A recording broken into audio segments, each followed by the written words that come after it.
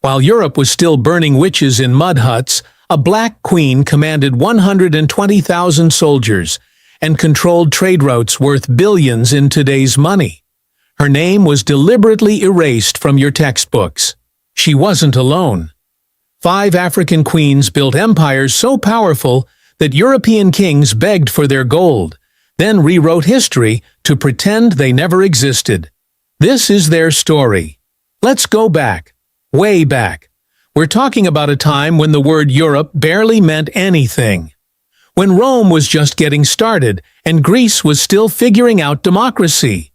During these centuries, while tribal villages dotted the European landscape, African queens were already commanding armies of thousands, building architectural marvels, and controlling trade routes that connected 3 continents. These weren't ceremonial figureheads wearing crowns for show. These were military generals who led from the front lines. Economic masterminds who controlled resources that made kingdoms rich beyond measure. Builders of civilizations so advanced that when Europeans finally arrived centuries later, they literally couldn't believe black people had created them. But here's the thing they don't teach you in school. Here's the part that gets conveniently left out of every history textbook you've ever opened. European colonizers didn't just conquer Africa. They waged a war on African memory itself. They systematically destroyed libraries, burned ancient texts, melted down golden artifacts, and demolished temples. They renamed cities, redrew maps, and when they found archaeological evidence they couldn't destroy, they simply lied about who built it. They claimed Egyptians weren't really African. They said Nubians were actually more Middle Eastern. They looked at stone cities in Zimbabwe and declared with absolute confidence that Africans couldn't possibly have built something so sophisticated. It must have been foreigners. It must have been anyone else. This wasn't accidental. This was policy. Because if you're going to enslave millions of people, if you're going to colonize an entire continent and extract its wealth for centuries, you need a story that justifies it. You need the world to believe that these people had no civilization, no history, no greatness.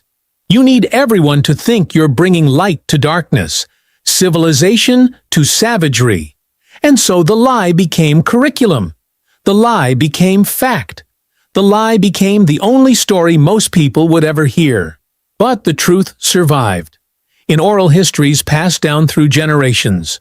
In archaeological sites they couldn't completely erase. In ancient texts written by Greeks, Romans, and Arabs who actually visited these kingdoms and wrote about their magnificence. And in the stories of 5 queens whose power was so undeniable that even centuries of erasure couldn't completely bury them. The first queen we need to talk about lived almost 3,000 years ago. Her name was Makeda, though you might know her as the Queen of Sheba. She ruled a kingdom that spanned modern-day Ethiopia and Yemen, and she controlled something that made her phenomenally wealthy: frankincense and myrrh. If you've only heard those words in Christmas carols, understand this. In the ancient world, these resins were worth more than gold. They were used in religious ceremonies, medicine, perfumes, and embalming. Controlling the frankincense trade was like controlling oil in the modern world. Makeda didn't just have money. She had the kind of power that made other rulers need her. The Bible tells a story about her visiting King Solomon in Jerusalem. She heard about his wisdom and decided to test him with hard questions, bringing gifts of spices, gold, and precious stones. What the Sunday school version leaves out is the political dimension of this visit. This was a diplomatic mission between 2 superpowers. Solomon needed her trade routes. She needed to assess whether an alliance made sense. According to Ethiopian tradition, they had a son together named Menelik, who became the first emperor of Ethiopia and established a dynasty that ruled for 3,000 years. 3,000 years. Let that sink in. But here's where the erasure begins. For centuries, European scholars insisted that the Queen of Sheba must have been Arab, not African. They couldn't accept that a black woman had the wealth and intelligence to impress Solomon. They twisted geography, ignored Ethiopian historical texts, and created elaborate theories to avoid giving credit where it was due. Because acknowledging that a black African queen ruled one of the ancient world's wealthiest kingdoms, that she was educated enough to challenge Solomon's wisdom, that she was powerful enough to negotiate as an equal. That would contradict everything they needed people to believe about Africa. Now let's jump forward to around 40 BCE. The Roman Empire is at its height. Caesar Augustus, the first Roman emperor, is expanding his territory in every direction. Rome is supposed to be invincible, the greatest military force the world has ever seen. And then they meet Queen Amanirenas of Kush. Kush, located in what's now Sudan, was also called Nubia. It was an ancient civilization that had been around longer than Rome itself. They had their own pyramids, their own written language, their own sophisticated society, and they had no intention of bowing to Rome. When Augustus tried to impose taxes on Nubia after conquering Egypt, Amanirenas gave him an answer he wasn't expecting. She raised an army of 30,000 soldiers, marched north, and absolutely destroyed 3 Roman forts. She didn't just defeat the soldiers, she sent a message. She beheaded statues of Augustus and buried his bronze head under the steps of a temple so people would walk over his face for eternity. That head, by the way, is now in the British Museum, though they rarely mention this part of the story. Rome was furious. This wasn't supposed to happen. They sent 10,000 legionnaires south to crush this rebellion. And then something extraordinary occurred. Amanirenas fought them to a standstill. For 5 years, this one-eyed warrior queen held off the greatest military machine in the ancient world. She used guerrilla tactics, superior knowledge of the terrain, and tactical brilliance to make every Roman victory Pyrrhic. The war became too expensive, too bloody, too difficult. And so Rome, the empire that supposedly never surrendered, did something almost unthinkable. They negotiated a peace treaty. They agreed to exempt Kush from all taxes. They pulled their troops back and let Amanirenas keep her kingdom independent.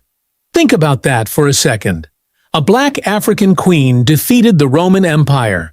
Not in legend, not in myth, but in documented historical fact. Roman historians wrote about it. Archaeological evidence confirms it. And yet, how many people have ever heard of Amanirenas?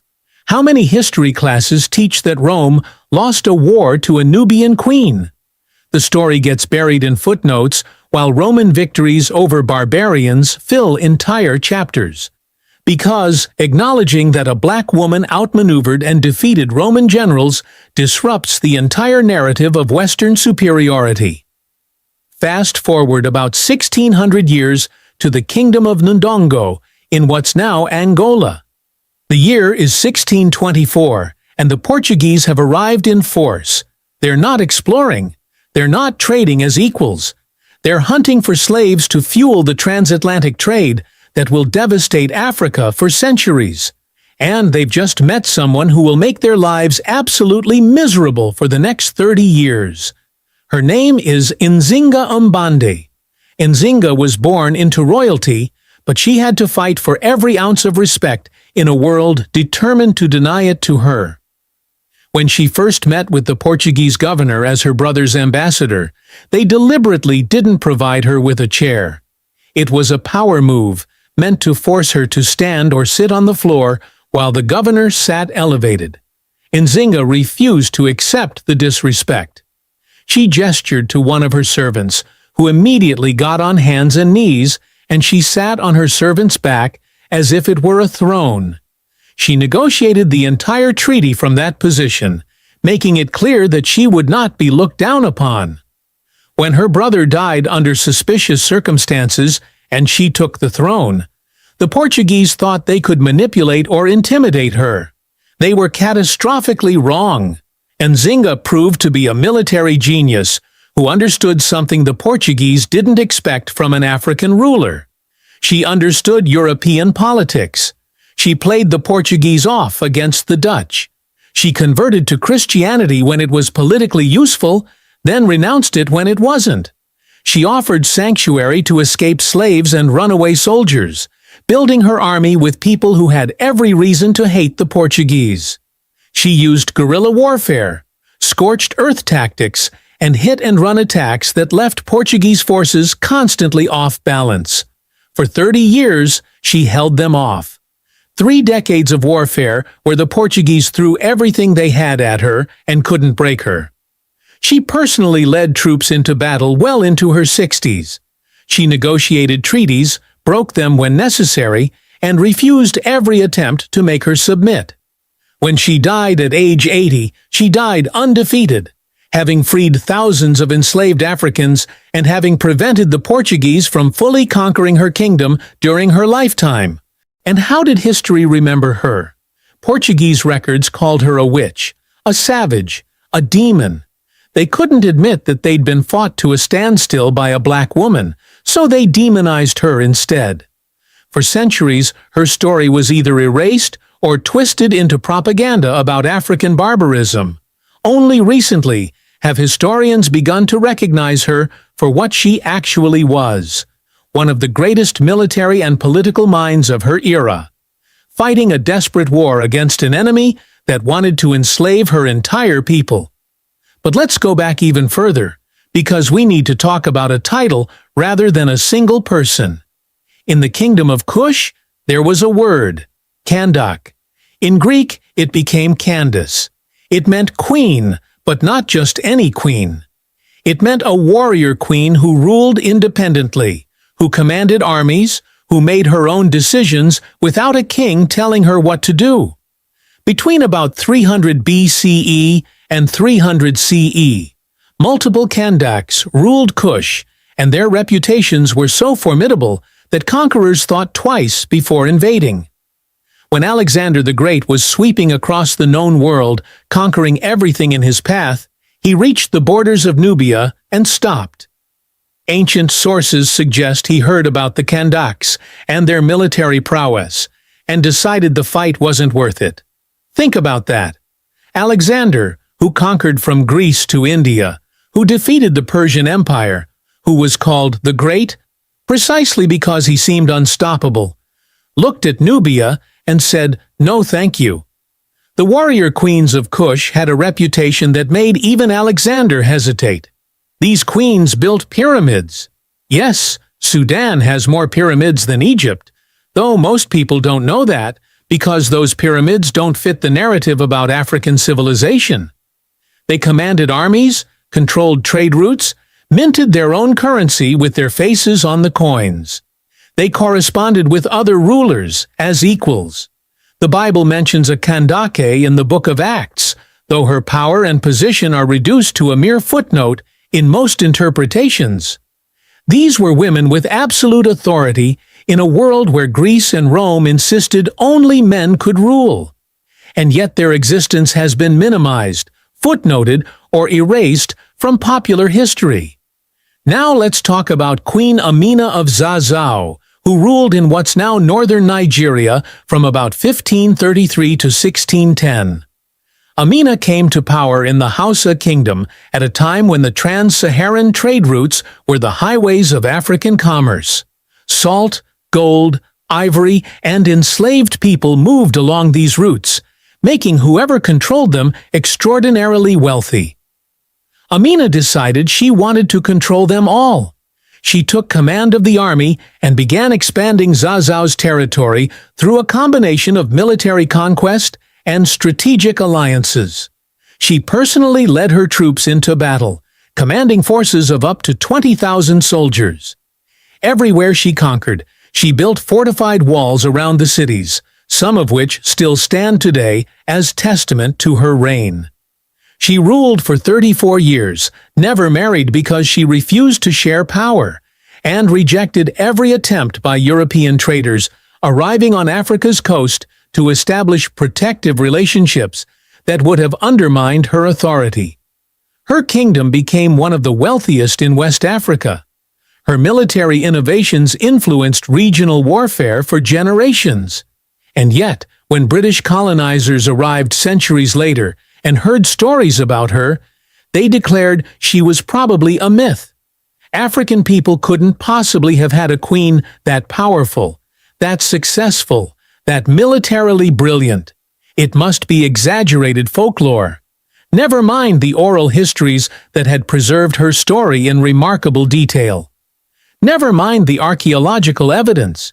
Never mind that other documented historical sources confirmed her existence. The British needed Africans to seem primitive, uncivilized, incapable of self-governance. A queen like Amina contradicted that story, so they simply dismissed her as legend until modern archaeology proved them wrong. Do you see the pattern now? Do you understand what was done? It wasn't just about conquering territory, it was about conquering memory. Because if people know their ancestors built empires, ruled kingdoms, defeated Roman legions, and commanded vast wealth, they won't accept being treated as inferior. They'll know their subjugation is a lie. And so the records had to be destroyed. The libraries of Timbuktu, containing hundreds of thousands of manuscripts documenting African history, science, and literature, were burned. The gold artifacts that proved African metallurgical sophistication were melted down. The stone buildings were attributed to anyone except the Africans who actually built them. And the powerful women who ruled were either erased entirely or reduced to footnotes, their power stripped away, their accomplishments minimized. The lie they told was simple. Africa had no civilization before Europe arrived. Africans had no history worth teaching. Black people built nothing, invented nothing, ruled nothing. Everything good in Africa must have come from outside. This lie justified slavery, because how could it be wrong to enslave people who had never achieved anything on their own? This lie justified colonization, because Europeans were supposedly bringing civilization to darkness. This lie justified theft, because the resources of Africa belonged to whoever was sophisticated enough to extract them, and Africans supposedly weren't. But here's the truth they tried to bury. When Europeans finally reached West Africa in the 1400s, they found cities that dazzled them. They found the Mali Empire with a GDP that dwarfed medieval Europe. They found Timbuktu with universities older than Oxford, where scholars studied mathematics, astronomy, law, and medicine. They found Benin with bronze casting so technically advanced that Europeans couldn't figure out how it was done and assumed it must have been imported. They found Great Zimbabwe with stone architecture so sophisticated that colonizers spent decades insisting Phoenicians or Arabs must have built it, because accepting that Africans created it was ideologically impossible. They found Mansa Musa, a black emperor who went on Hajj to Mecca and gave away so much gold along the way that he crashed the Mediterranean economy for years. He was literally too rich for the economic systems of his time to handle. He built libraries, universities, and mosques. He turned Timbuktu into an intellectual center of the Islamic world. And he did all of this while ruling an empire larger than Western Europe. And yes, they found evidence of these 5 queens and dozens more like them. Women who commanded armies, while European women couldn't own property. Women who controlled trade routes, while European women were burned as witches if they were too educated. Women who built dynasties that lasted longer than most European kingdoms existed. African civilizations didn't fall because they were primitive or inferior. They were systematically destroyed by the transatlantic slave trade and European colonization.